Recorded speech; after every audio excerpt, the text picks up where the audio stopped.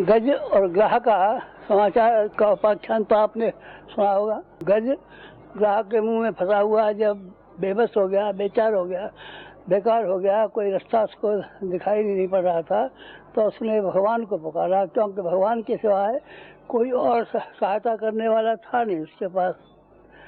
तो भगवान को किस तरीके से पुकारा?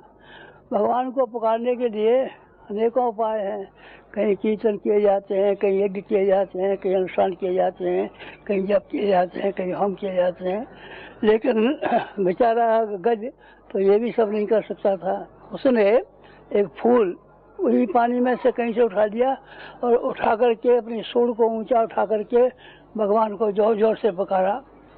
भगवान ने उसकी भावना को समझा, हृदय को समझा, उसकी मुसीबत को समझा, उस कष्ट को समझा, अंतरात्मा को समझा, और भगवान दौड़ करके आए और अपने चक्र सुदर्शन से ग्राह को मार डाला और गज को छुड़ा दिया। ये कथा आपको मालूम है ना?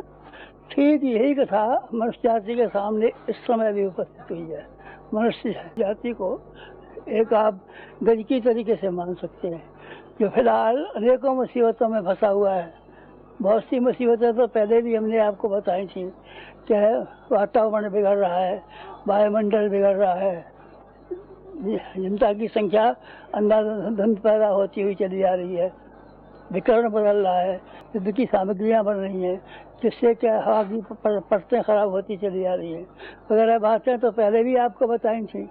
लेकिन इस साल, जिस साल के आप यहाँ सामने बैठे हुए हैं, इस साल की कुछ विशेष मुसीबतें हैं और उन विशेष मुसीबतों की ओर आपका ध्यान जाना चाहिए, आपको उसको अनुभव करना चाहिए।